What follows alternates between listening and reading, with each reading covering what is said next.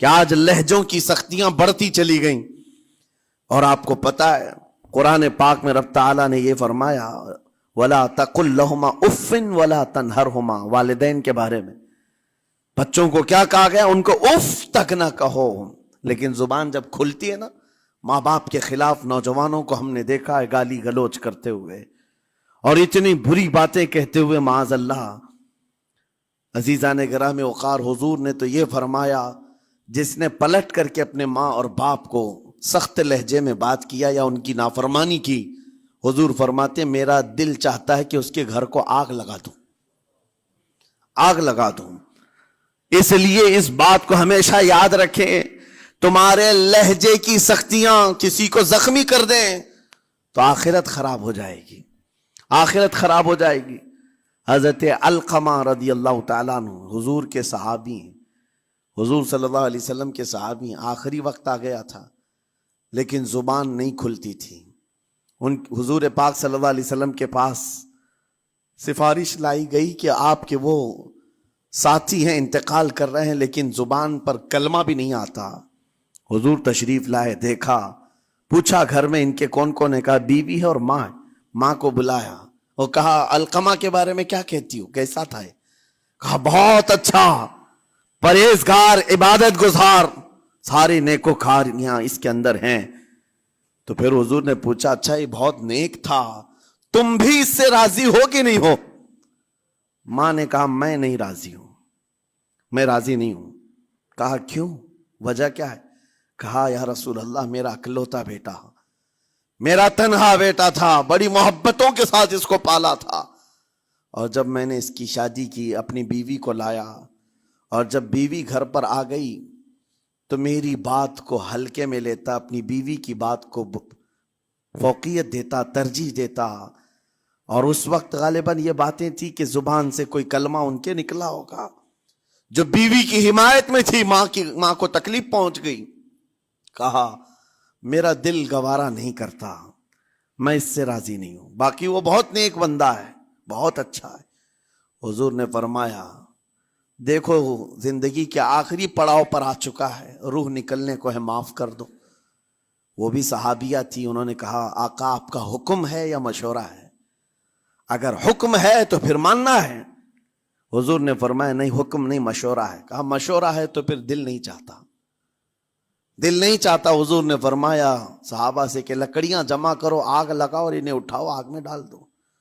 آگ دہکائی گئی تو ماں کی ظاہر سی بات ہے ممتا بے چین ہو گئی. کہا ان کو میرے سامنے آگ میں ڈالیں گے؟ کہا ہاں، اس سے بہتر ہے کہ وہاں جلے گا، یہاں جلے. وہ ماں کہتی آقا آپ گواہ ہو جائیں میں اپنے بیٹے کو معاف کرتی ہوں. ادھر معاف کیا، ان کی زبان پر کلمہ طیبہ جاری ہوا.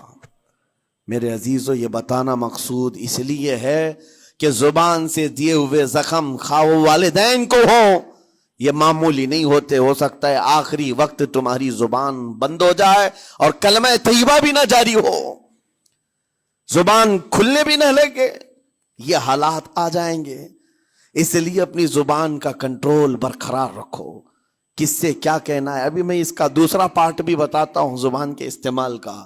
یہ نرمی لہجے کے اندر ہونا بہت ضروری ہے، لیکن کچھ جگہوں پر سختی کی اجازت ہے، لیکن وہ مقامات الگ ہیں. نرم لہجہ حضور پاک صلی اللہ تعالی علیہ وسلم کے فرامین میں سے ہے. ایک بات بڑی بغداد مقدسہ میں نے ایک ولی پاک کی زیارت کی، ان کے آستانے پر بھی میں ابھی بیان کیا تھا. حضرت بہلول دانا مجذوب بزرگ تھے اور بغداد کی گلیوں میں کہیں پر بھی بیٹھ جاتے تھے، اور جو جانکار تھے وہ سمجھتے تھے یہ اللہ والا بندہ ہے. مجذوب کس کو کہتے ہیں؟ جس کی یاد الہی میں عقل فنا ہو گئی، ختم ہو گئی، اللہ کے ذکر میں اور اللہ کی یاد میں اپنے آپ کو فنا کر دیا ہے. اس کے اوپر شریعت کا قلم نہیں. ظاہر سی بات ہے شریعت کے سارے احکام اس پر ہیں جس کی عقل سلامت ہے. عاقل ہو، بالغ ہو تو نماز فرض ہے نا، عقل ہی نہیں ہے تو وہ مجذوب ان اولیاء کو کہتے ہیں. لیکن ان کے بارے میں حدیث میں ہے، اللہ کے نبی نے فرمایا وہ ایسے بندے ہیں کہ اگر اللہ کو قسم دے دیں کسی بات کی، اللہ ان کی قسم پوری کرتا ہے. وہ بہلول دانا بیٹھے ہوئے تھے. بغداد کا ایک مشہور تاجر تھا لیکن خستہ حال تھا, بہت نقصان اٹھا چکا تھا, خسارے میں چل رہا تھا, بزنس پورا لاس میں, اور وہ پریشان حال بہلول دانا کے پاس آیا, گڑ گڑایا, کہا کہ حضور مجھے بچا لیں, رحم کر لیں, میں تاجر ہوں, لٹ گیا ہوں, لاس میں ہوں, کچھ آپ فرما دیں, میں کیسے اس بھنور سے نکلوں. بہلول دانا نے دیکھا, کہا ٹھیک ہے کچھ پیسے بچے؟ کہا ہاں ہے, وہ بس اتنا سرمایہ ہے کہ مال لیتا ہوں پھر بیچ دیتا ہوں, نفع نہیں ہوتا. بہلول دانا نے کہا ایک کام کر, کالا کپڑا جتنا ملتا ہے سب خرید لے, پورے شہر سے کالا کپڑا جہاں جہاں مل جائے سب لے کر اسٹاک کر لے. کہا جی حضور آپ نے جیسا فرمایا. گیا, جتنا سرمایہ تھا سب لگا دیا, کالا کپڑا خرید کر ایک جگہ اسٹاک کر دیا.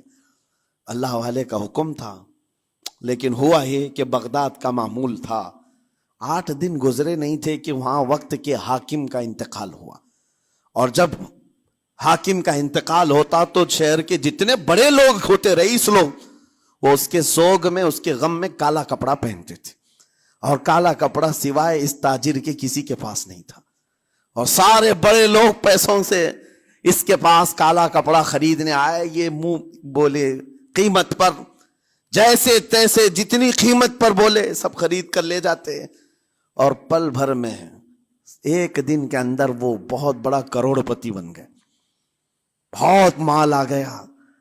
یہ بات یاد رکھیں, اللہ مال دیتا ہے, اس کے بعد پھر آزمائش بھی ہوتی. مال اتنا آ گیا, اب لے کر کے مستیاں تھیں, چند دن گزرے, ظاہر سی بات ہے مال کو بڑھانے کی تمنا ہر ایک کی ہوتی ہے, کوئی یہاں پر اینڈ کرنے والا نہیں ہے دنیا میں, چاہے اس کا بزنس اربوں پر بھی پہنچ جائے, اسے آگے پہنچنا ہے. چند دن گزرے تھے, 8-10 دن, پھر آیا حضرت بہلول دانا کو ڈھونڈتے ہوئے. ایک جگہ میدان میں یہ مجذوب بزرگ بیٹھے مل گئے, آیا اور کہا او دیوانے بتا اب کیا خریدوں, پیسہ بہت ہے ابھی میرے پاس, بتا دیوانے اب کیا خریدوں. انہوں نے دیکھا, کہا کہ لہجہ تو بدلا ہوا ہے, پیسہ بہت زیادہ تھا. کہا کہ ٹھیک ہے کوئی بات نہیں, اللہ والوں کو ان سب چیزوں سے کوئی لینا دینا نہیں. آپ نے کہا مال جتنا ہے تیرے پاس سب لے کر کے خربوز خرید لے, تربوز خرید لے, جس کو کلنگڑ کہتے ہیں, تربوز پورے خرید لے. اس نے کروڑوں کی جائیداد پورے تربوزوں میں لگا تھی, سب تربوز خرید کر سٹاک کر دیا ایک جگہ, اور اس کے گمان میں یہی تھا کہ چند دن گزریں گے, کوئی ایسا ہی حادثہ ہوگا جب تربوز منہ مانگی قیمت پہ لوگ خریدیں گے اور میں بیچوں گا. پورا مال تربوز میں لگایا, 2 دن 4 دن 6 دن 8 دن گزرے, کوئی حادثہ نہیں. ادھر تو تربوز سڑنے لگ گئے, وہ تو زیادہ دن سٹاک نہیں کیے جا سکتے, سڑن شروع ہو گئی. پھر تھوڑے دنوں کے بعد پورے کے پورے سڑ گئے, کروڑوں کا مال تربوز میں سڑ کے چلا گیا. وہ کچھ بھی نہیں سکا, کچھ نہیں کر سکا, واپس چیختا چلاتا اسی حالت میں آیا, پہلے سے بھی زیادہ بدتر حالت میں میں آ گیا ہوں. دوڑتے ہوئے آیا, حضرت بہلول دانا کو ڈھونڈتے ہوئے. کہاں ہیں وہ؟ اسی جگہ بیٹھے ہوئے مٹی میں بیٹھے رہتے تھے. قریب آیا اور کہنے لگا کہ آپ نے میرے ساتھ ایسا کیوں کیا بہلول؟ بہلول دانا نے کہا کیا ہوا؟ کہا میں تو لٹ گیا, تربوز میں پیسے لگائے آپ کی وجہ سے اور پورے سڑ گئے. بہلول دانا نے کہا میں نے تو کچھ نہیں کیا, پہلے تو تجھے نفع ملا تھا وہ تیرے لہجے کی وجہ سے, اب خسارہ ہوا ہے تیرے لہجے کی وجہ سے. پہلے جو آیا تھا بات کرنے کے لیے اس وقت تیری تمیز الگ تھی, تیری تہذیب الگ تھی, اخلاق الگ تھی. گڑ گڑا کر کہا تھا کہ میں لٹ گیا ہوں آپ رحم کر دیں. دوسری بار آ کر کے کیا کہا؟ او دیوانے بتا کیا خریدوں. لہجہ بدل گیا تو پوری حیثیت بدل گئی. زبان ہماری اونچائی پر بھی لے جاتی ہے اور نیچے بھی لے آتی. اس بات کو ہمیشہ ملحوظ رکھیں کہ اس زبان سے بہت سارے لوگ نفع بھی اٹھاتے ہیں, بہت سارے لوگوں کو نقصان بھی ہوتا ہے.